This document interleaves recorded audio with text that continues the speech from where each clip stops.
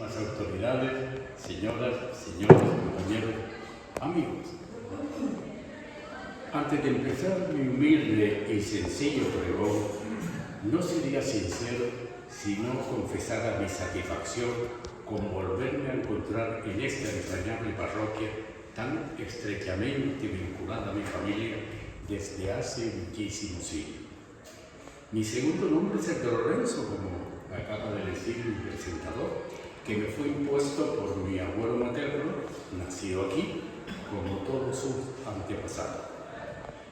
Y vivo con mucha satisfacción por el recuerdo extraordinario que siempre hemos sentido por Nuestra Señora del Buen Suceso, copatrona de este lugar, que fue traída aquí a este templo por una antepasada de mi familia, por Catalina de Armas Marichal, una dama de la isla de Fuerteventura que con su marido Bartolomé Díaz de Quintana se asentó en el llamado entonces lugarejo en el mes de agosto de 1652.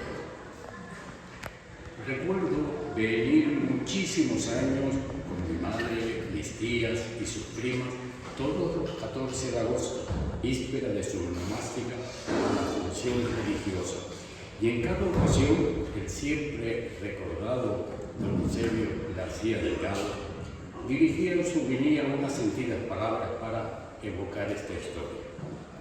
Con el paulatino fallecimiento de todas estas señoras, se fue perdiendo la tradición de acudir a la celebrada fiesta.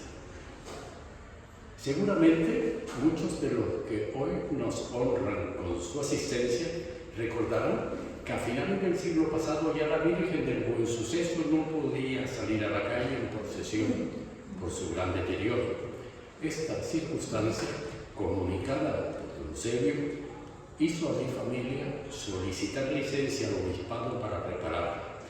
En el año 2000 se llevó a mi casa de Las Palmas y allí se restauraron los desperfectos. Termino diciendo sobre este hecho que cuando mi pariente la trajo de Fuerteventura era una imagen rústica, popular, sencilla, llamada entonces Virgen del Rosario. Y fue entonces cuando irrumpe en escena el fantástico imaginero José Luján Pérez y encontrándose la imagen totalmente arruinada por los efectos del tiempo, ya se necesitaba su restauración.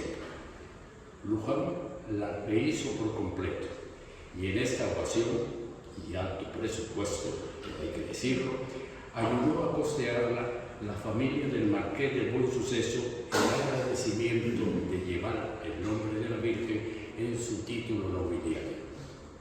Tras 5 meses de estar Nuestra Señora en mi casa, volvió aquí al templo y a salir nuevamente en procesión acompañando a San Lorenzo el día de su onomástica. Hoy he traído este libro que refleja la biografía del gran Luján, en cuyas páginas está casualmente una fotografía de la Virgen en mi casa y con mi madre. Lo que se dice hay que demostrarlo. También he traído, para el que quiera tener una,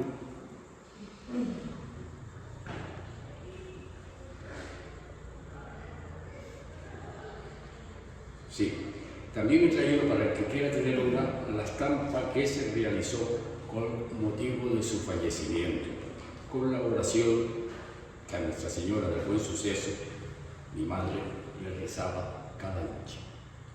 Aquí está, para que quieran una. Y para acabar de contarles esta historia, quisiera que esta parroquia y mi entrañable Virgen aceptara también este rosario de plata y cristal de roca con el que mi recordada madre le rezaba a su patrona.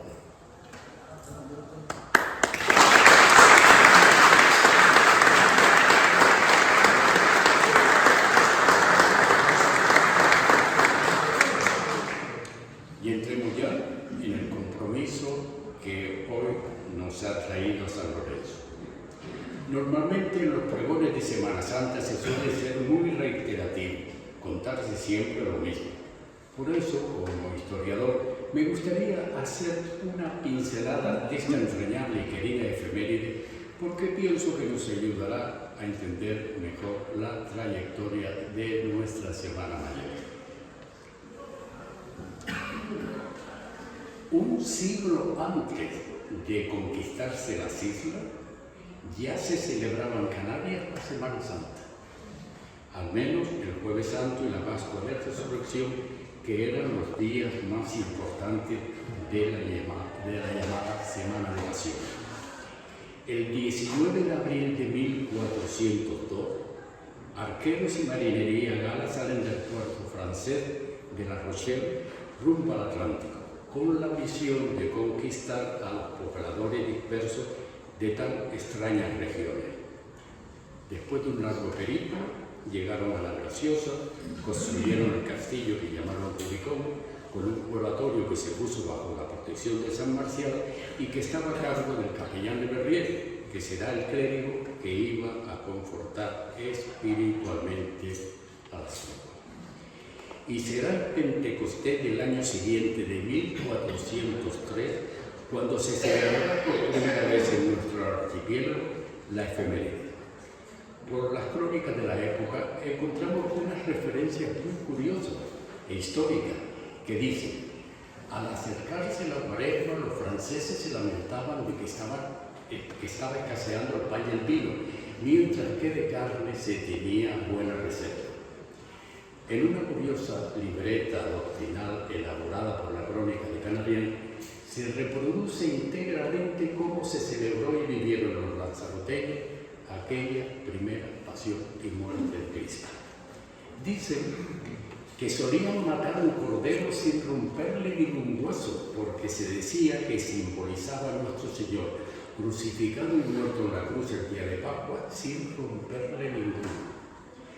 Sin embargo, la falta de elementos hizo que el Lanzarote se celebrara con pan sin levadura, y como no había vino, con el jugo de lechugas silvestres, que eran amargas y simbolizaban la amargura del pueblo cristiano. Aquel inicio de las que serían nuestras tradiciones tiene la connotación agradable de que el reyezuelo de la isla, Guadalfía, solicitó en vísperas del Domingo de Ramos recibir el bautismo junto con los príncipes de su casa, que sin duda, dicen las crónicas, serán muy buenos cristianos. Y así van pasando los años, dan el siglo, con nuevos conquistadores, obispos, frailes y capellanes, y en época de gran pobreza se recibieron las bulas pontificias de Benedicto XIII y Imperio IV para conceder indulgencias a quienes atendieran a los más necesitados. Seguirán las misiones y la celebración de la liturgia en las 3 Pascuas más importantes del año, que no faltaban en las capillas y oratorios que se iban erigiendo a lo largo de aquella decisiva centuria. La propagación de la fe se iba introduciendo en todas las aldeas y poblados que seguían cobijando a la numerosa parroquialidad aborigen. Pero para el desarrollo de los actuales cultos, especialmente en la Cuaresma y en la Pasión, Muerte y Resurrección de Cristo, en una versión más depurada y solemne, habrá que esperar al traslado de la mitra desde el Rubicón a Gran Canaria para que empiecen a destacar las predicaciones, los sermones y el sacramento de la confesión. Por aquellos iniciales años se establecen los frailes dominicos y franciscanos en sus conventos de Vegueta y de Triana, y también comienza a destacar el teatro religioso de la Redención de Cristo. También fue el momento de empezar a erigirse en los templos y monasterios las cofradías y hermandades. Primeramente eran las llamadas de gloria, como las del Santísimo Sacramento, las de ánimas del purgatorio, pero serán los frailes de los 2 conventos canarios los que fueron fundando e instituyendo las llamadas cofradías de la sangre o de pasión, que eran las que comienzan a organizar los pasos procesionales a través de sus gremios de penitencia y que van a ocupar un destacado lugar en la historia de los ritos religiosos más populares.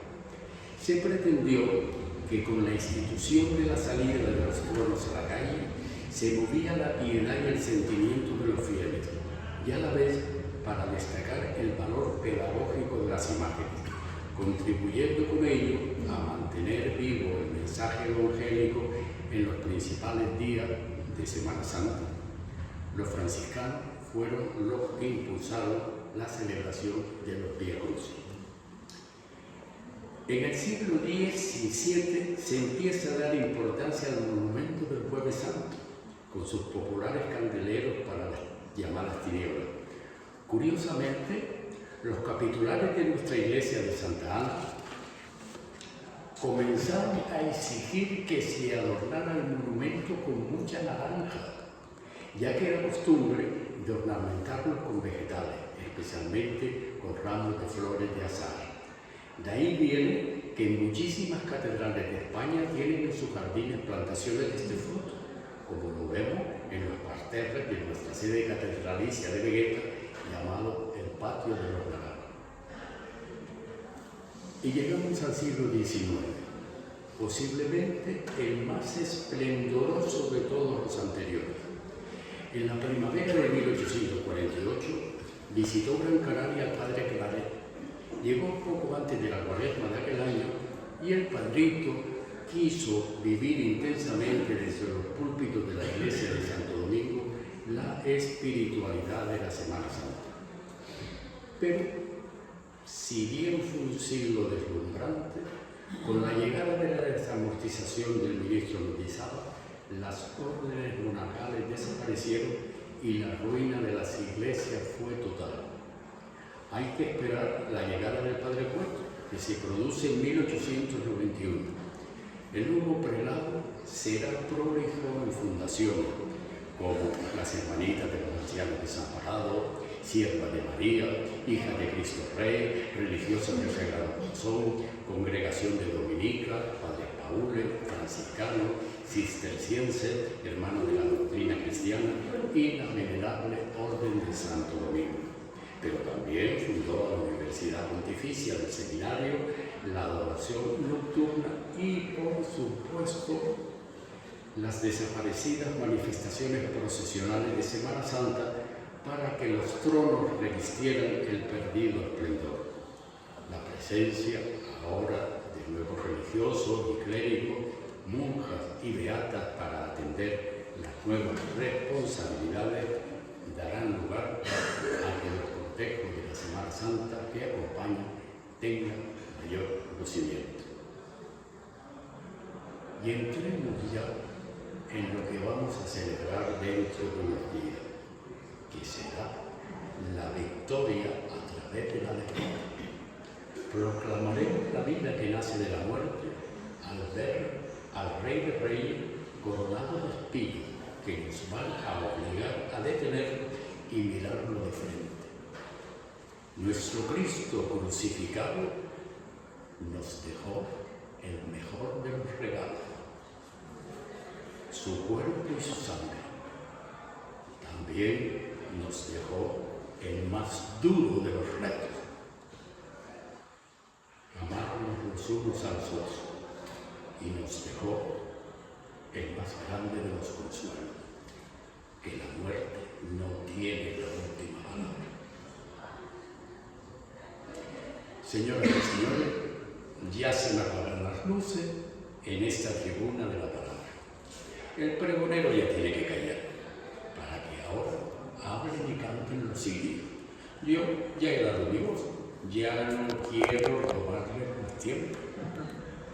Ahora os toca a vosotros darle gana para que comiencen las estaciones de penitencia en esta esperada Semana Santa.